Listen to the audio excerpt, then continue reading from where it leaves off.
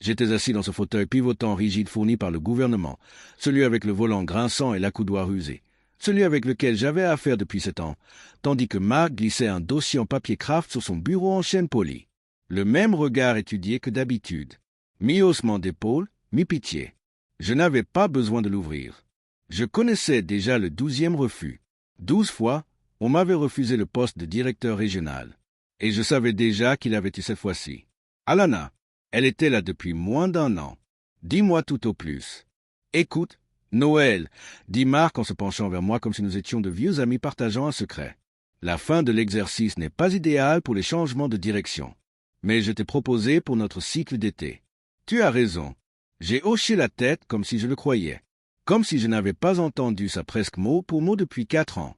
Comme si je n'avais pas accepté tous ceux qui m'avaient refusé depuis 2017. Et puis c'est arrivé. J'ai ri, pas d'un petit rire poli. Le genre de rire qui rappelle ce qui dit « J'ai atteint mes limites ». Mark a cligné des yeux, son empathie par défaut s'étant figée en plein milieu. « C'est drôle, oui, ai-je dit, toujours en riant. Moi, parce que je pensais que cet endroit cesserait un jour de faire semblant. C'était ça. C'est à ce moment-là que tout a basculé. Bon, je m'appelle Noël. J'avais 36 ans quand c'est arrivé. Je travaillais dans un centre de distribution régional à Raleigh, en Caroline du Nord. Pendant 7 ans, j'ai géré les urgences, sauvegardé les comptes et formé les personnes qui allaient devenir mon patron. Pendant 7 ans, on m'a qualifié d'essentiel, mais jamais d'approprié. Avant d'aller plus loin, aimez cette vidéo, abonnez-vous et laissez un commentaire si vous avez déjà été ignoré alors que vous portiez le fardeau de l'entreprise. Vous n'êtes pas seul. Et pour ce qui est de la suite, disons que Raleigh n'était pas prêt pour ma prochaine étape. Directeur régional. Le titre qui aurait dû être le mien, il y a presque 4 ans. Revenons en arrière. Tripoint Logistique a été fondé par 3 anciens responsables de la chaîne logistique qui ont quitté une entreprise du Fortune 100 pour redéfinir la logistique avec passion. Leur devise, nous sommes agiles, nous sommes une famille, nous nous battons ensemble. Mark était le 5e employé. Je suis arrivé en tant que 22e employé, à l'époque où il travaillait encore dans un bureau loué derrière un centre commercial à Garner. J'ai créé la moitié de leur tableau de bord de suivi de toutes pièces. J'ai sauvé le compte Portwell lorsque notre chef d'équipe a démissionné en cours de déploiement. J'enchaînais les semaines de 60 heures comme une médaille d'honneur. J'ai toujours surpassé mes attentes, mais les promotions étaient toujours hors de portée. Et elles ne me passaient pas inaperçues, m'expliquait-il. Ils avaient besoin d'une meilleure visibilité inter-équipe. J'ai donc dirigé des projets communs. Ils devraient encadrer les employés plus juniors. C'est ce que j'ai fait. Notre nouveau système TMS a fait mouche. J'ai donc obtenu ma certification. Chaque fois que j'atteignais l'objectif, il déplaçait les poteaux. Pendant ce temps, les promotions tombaient toujours dans les mains d'autres personnes. Brian, qui n'arrivait pas à respecter un délai, mais jouait au pique-le-ball avec Mark. Daniela, qui s'appuyait sur moi pour chaque tableau de bord, mais allait à des soirées vins avec le vice-président. Et maintenant Alana, dont le talent exceptionnel semblait résider dans la création d'une similitude. Avec notre directeur des opérations, je pensais que c'était moi pas assez extraverti, trop franc, mauvaise attitude, mauvaise histoire, mais ce jour-là, quand j'ai vu Alana se pavaner avec son badge gravé, j'ai finalement compris que je n'étais pas manipulé. Ce soir-là, je me suis effondré dans le couloir, toujours dans mon manteau. J'ai pleuré comme si quelque chose en moi s'était brisé. Puis j'ai appelé ma sœur Lorraine. Elle m'a écouté patiemment. Puis elle a dit « Attends, je ne peux pas m'arrêter comme ça. » Je lui ai dit « Ça a pris 7 ans à Noël. Arrête de leur donner le meilleur de toi-même. » Et c'est à ce moment-là que quelque chose s'est déclenché en moi. Arrête de t'inquiéter. Arrête d'essayer d'obtenir l'approbation de gens qui ont déjà décidé que tu n'étais pas important. Je suis resté assis là, silencieux, tenant le téléphone contre ma joue. « Ce n'est pas moi, » murmurai-je finalement. Peut-être que Lorraine a dit qu'il fallait devenir comme ça. Je n'ai pas dormi de la nuit. Ces mots résonnaient dans ma tête. 7 ans. 7 ans à me montrer présent et à prouver que je tenais le fort. Et pourquoi? Pour une tape sur la tête et une promesse jamais tenue. Quelque chose en moi serait dit, se durcit. Un plan commença à se former au fond de moi. Car voilà le truc. Je savais comment Tripoint Logistique fonctionnait réellement, pas la version qu'il présentait aux investisseurs au salon de recrutement. Je savais quel contrat ne tenait qu'à un fil. Je savais quelles équipes étaient derrière eux, quels rapports étaient faux et quels clients restaient uniquement parce que je les rassurais personnellement. Même si j'ai été ignoré une 12aine de fois, j'étais l'infrastructure derrière au moins 5 clients majeurs. Sans moi, toute l'activité mid-atlantique s'effondrerait. Alors le lendemain matin, j'ai mis mon blazer, je suis entré comme d'habitude, j'ai souri à Mark dans le couloir et j'ai hoché la tête à Alana avec toutes les félicitations justifiées. Puis je me suis assis à mon bureau et j'ai commencé à tout documenter. Chaque système de reporting que j'ai créé, chaque raccourci de processus, chaque appel que j'ai pris à minuit, j'ai tout collecté dans un coffre-fort numérique privé sur le serveur de l'entreprise. Mon atout, pas le sien. Ensuite, j'ai rédigé ce que j'ai appelé ma carte d'indispensabilité. Chaque connexion, chaque point sensible opérationnel qui me concernait, pas pris point. Cela peut sembler stratégique, peut-être froid. Et honnêtement, ça l'était. C'est ce que font 12 rejets. Ils ne vous font pas seulement du mal, ils vous aiguisent. Je me suis donné 6 mois pour démissionner, non pas discrètement, mais à mes conditions. Et dans la première phase, je deviens absolument irremplaçable. Si vous avez déjà été sous-estimé alors que vous teniez le coup en coulisses, vous voudrez savoir comment cela s'est passé. Cliquez sur s'abonner pour ne pas manquer le moment où j'ai arrêté de demander la permission et commencé à réécrire les règles. Je me suis porté volontaire pour chaque incendie chaotique de clients. Je suis devenu la personne qu'on appelait en cas de panne ou d'échauffement. Lorsque notre plus gros client, Riversbond Logistique, a vacillé, ils n'ont pas utilisé les canaux officiels. Ils m'ont appelé directement, sans l'aide du bureau de TriPoint, ni leur interlocuteur désigné. Mais j'étais stratégique. Je n'ai rien saboté.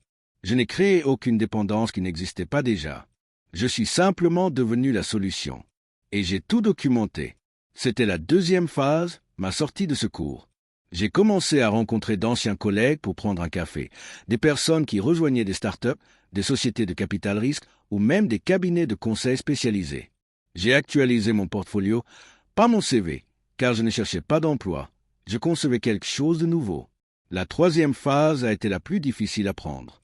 Je ne bronchais plus lorsque s'attribuait le mérite de mes présentations stratégiques. Peu m'importait de ne pas être invité au déjeuner d'alignement des dirigeants. J'ai vu Trip. Je ne voyais plus TriPoint comme l'entreprise à laquelle je devais loyauté, mais comme un outil temporaire, une passerelle vers quelque chose de meilleur. Puis, au 4e mois, la même chose s'est produite à nouveau. Promotion numéro 13, cette fois pour Kyle. 2 ans chez TriPoint. Aucune contribution exceptionnelle, mais une confiance en soi affirmée et une grande aptitude à répéter les slogans du leadership. L'ancien moi se serait effondré. Le nouveau moi. J'ai juste souri. Félicitations, Kyle. Je l'ai dit sans le vouloir. Mark attendait que je frappe à sa porte pour lui demander « Que dois-je améliorer ?» Mais je ne suis jamais venu.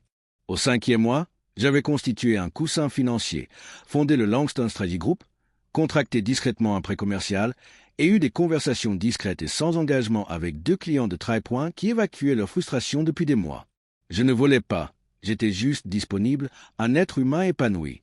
Puis le jour est arrivé, 6 mois avant le 12e refus. Je suis entré dans le bureau de Mark. Pas d'invitation dans l'agenda, juste une lettre imprimée. Je démissionne, ai-je dit en la posant soigneusement sur son bureau. Son visage changea en quelques secondes. Choc, déni, panique, et enfin, l'expression que j'attendais depuis des années. « Attends, Noël, tu ne peux pas tout laisser tomber. » balbutia Mark. « Tu diriges la conversion du fret à Méridian, et nous sommes en plein dans l'intégration du fleuve. » Je souris calmement. Mon préavis de 2 semaines est dans la lettre. Tout est précisé. Il parcourut la page comme s'il allait dire autre chose. Est-ce à propos de la promotion? Parce que, écoutez, on entre dans le 3e trimestre. J'ai insisté pour que tu t'appelles. Non, Mark. Je l'interrompis. Ce n'est pas une négociation. Je pars, et maintenant, les choses s'améliorent. C'est là que 6 mois de préparation stratégique et réfléchie commencent à porter leurs fruits, où ils commencent enfin à comprendre exactement ce qu'ils sont sur le point de perdre. Mais soyons honnêtes, même maintenant, 2 ans plus tard, raconter cette partie me sert encore la poitrine, car je me souviens de la peur. Je me souviens avoir failli reculer, presque me convaincre d'être à nouveau ignoré juste pour échapper à l'inconnu. Mais je ne l'ai pas fait. Et si vous voulez savoir ce qui s'est passé ensuite, comment mon départ les a non seulement secoués, mais aussi brisés, restez avec nous, car cette démission n'a été que l'étincelle. La suite a été le chaos. Mark a convoqué une réunion de direction de dernière minute, à laquelle, bien sûr, je n'étais pas invité. Il leur a dit « Nela a été génial, mais nous avons des systèmes en place. On va s'en sortir. » Oh, comme il avait tort, j'étais le système. Chaque correction nocturne de chaque processus manuel. J'avais optimisé chaque raccourci, chaque problème, chaque pansement qui maintenait leur activité, et c'était moi. Le 3e jour après ma démission, j'étais en proie à la panique. Marc a commencé à planifier les transferts de connaissances quotidiens et m'a demandé de créer des supports de formation. Il voulait télécharger tout ce que je savais. Le seul problème, il n'y a pas de remplacement. Bien sûr, ai-je dit, doux comme du sirop. Mes honoraires de consultant sont de 275 $ de l'heure. Regardez sa tête comme si je venais de lui demander son prêt immobilier. Toi, tu travailles toujours ici, a-t-il balbutié. Pendant 11 jours encore, je l'ai calmement corrigé. Marc a râlé auprès des associés, bien sûr, mais ils étaient déjà paniqués car Riverpan, notre plus gros client, avait eu vent de mon départ. Leur DSI, Lorraine Donnelly, a appelé directement le PDG de Tripoint. Je ne l'ai su que parce que son assistante, Reine, me l'avait dit au déjeuner. Je me suis penché et j'ai murmuré. Lorraine a dit, et je cite, « Si Noël n'est pas là pour nous, nous devons revoir notre accord. » Bren a gloussé nerveusement. Je n'ai jamais vu Graham transpirer autant. À la fin de la première semaine, la première offre est arrivée. Marc m'a appelé dans son bureau. Cette fois, Graham, le PDG, était assis à côté de lui, l'air sérieux. Nous avons réévalué vos contributions, a dit Graham comme si c'était une révélation et non quelque chose que je crie dans le vide depuis 7 ans. Nous aimerions vous offrir le poste de directeur régional avec effet immédiat, avec une augmentation de salaire de 15%. J'ai failli rire. Le titre que je convoitais depuis des années était soudainement disponible. Je sortais. J'apprécie cela, ai-je dit d'un ton mesuré. Mais j'ai déjà choisi une autre voie. Leurs visages se sont figés comme s'ils n'avaient jamais pensé que je pouvais avoir des options en dehors de Tripoint. Que faudrait-il? A demandé Graham. Nous pouvons obtenir une augmentation de salaire de 20%. Ce n'est pas une question d'argent, ai-je répondu, et que c'était en partie vrai. Bien sûr, j'étais sous-payé. Mais ce n'était pas tout. C'était une question de dignité, de ne pas me réveiller un jour de plus dans un endroit qui m'avait répété 12 fois que je ne méritais pas une promotion. Dès la 2e semaine, le désespoir commençait à se faire sentir. Le projet Méridian tombait à l'eau. Les tableaux de bord personnalisés ne fonctionnaient plus. Les clients m'appelaient pour me demander mon nom. Puis la 2e offre est arrivée. Vice-président senior, augmentation de 30%, accès à la direction, choix des projets. J'ai répété, non, tu es déraisonnable. Marc a affiché son faux sourire depuis longtemps disparu. On va essayer de se rattraper.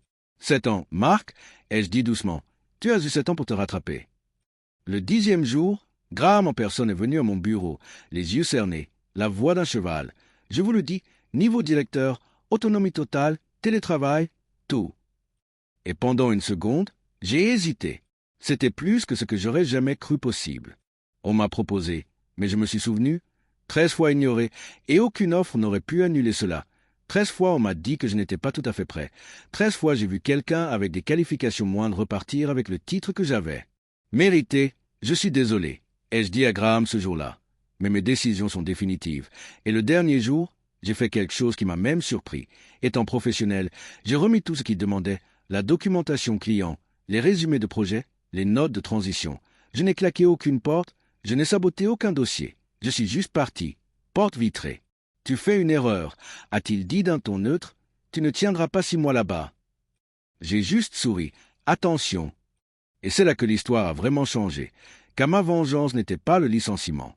Ce n'était pas la panique que j'avais laissée derrière moi, mais oui, c'était satisfaisant.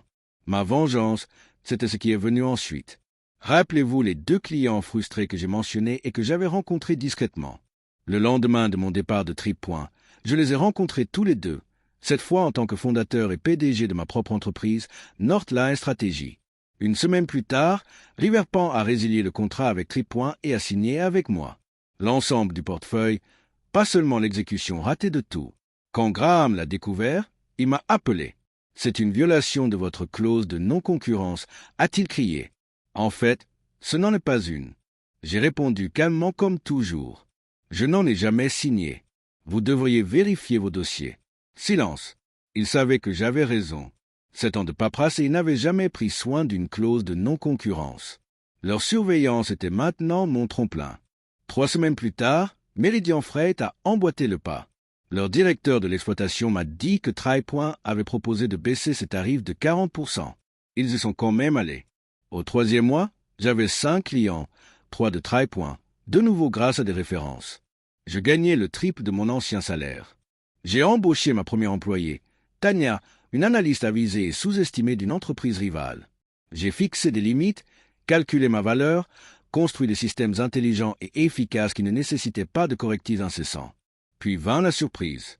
Au 5e mois, un message sur LinkedIn, Kirsten numéro 13. « On peut prendre un café ?» demanda-t-elle, tout en remuant un latte nerveusement. « Je ne vais pas bien », murmura-t-elle. « Tout s'écroule là-bas. Personne ne sait ce qu'ils font », ajouta-t-elle. Le compte Riverpan est un désastre. Mark accuse tout le monde sauf lui-même. J'ai hoché la tête. Rien de tout cela ne m'a surprise. Il parle de toi comme d'un fantôme, dit-elle. Graham a même banni ton nom des réunions, mais il demande ensuite « Comment Noël a-t-il géré ça ?» C'était un plaisir d'entendre cela, mais aussi de la tristesse. De la tristesse pour les gens encore coincés là-bas. De la tristesse pour les 7 années que j'avais passées à courir après une validation qui n'est jamais venue. « Alors pourquoi me dis-tu ça ?» demandai-je. Elle leva les yeux. « Je veux travailler pour toi. » J'ai failli m'étouffer avec mon café. « Attends. Quoi? Je sais que c'est bizarre, mais tu as bâti quelque chose de vrai, avec des gens qui te respectent. C'est ce que je veux. » J'ai scruté son visage. Aucune intention, juste quelqu'un d'épuisé, quelqu'un qui voulait être vu. « Envoie-moi ton CV. » ai-je dit. « On en reparlera. » 6 mois jour pour jour après mon départ de TriPoint, mon téléphone a sonné. « Noël, c'est Graham » a dit la voix. « On a des problèmes. Les chiffres du 3e trimestre sont les pires depuis 5 ans. 7 clients sont partis. On veut te récupérer, a-t-il dit. On égalera ton salaire. Le doublera. Départ de directeur. C'était le moment où j'avais imaginé que la validation viendrait, mais je n'en voulais plus. Je suis désolé, Graham, ai-je dit, mais je suis passé à autre chose. J'ai raccroché, me suis assis à mon vrai bureau, dans mon propre bureau, avec Northline Stratégie sur la vitre, et j'ai pleuré non pas de colère, mais de soulagement. 7 ans de fardeau invisible enfin envolé. Aujourd'hui, Northline compte 17 employés. Nous avons doublé notre chiffre d'affaires 2 années de suite. Nous protégeons nos employés. Nous sélectionnons les clients qui nous apprécient. Kirsten dirige désormais le service client. Brillant. Hors de ce système toxique, c'est Tania qui dirige l'analyse. Han Graham, ancienne assistante. C'est notre responsable des opérations. La période d'essai n'existe quasiment plus. Ils ont réduit leurs effectifs. Mark a été licencié.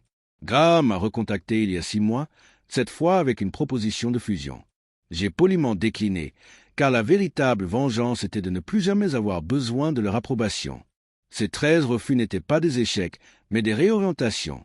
Alors si vous vous sentez coincé ou ignoré, écoutez ceci. Inutile de passer des auditions pour des personnes qui ont déjà décidé de ne pas vous embaucher. Parfois, le plus puissant est de partir sans riposter. Si cette histoire vous a touché, aimez-la et abonnez-vous. Laissez un commentaire si vous avez déjà dû partir pour trouver votre valeur. Je les ai toutes lues et vos histoires m'ont aidé à me sentir moins seul face à la mienne. N'oubliez pas que votre valeur n'a jamais été remise en question. À la prochaine.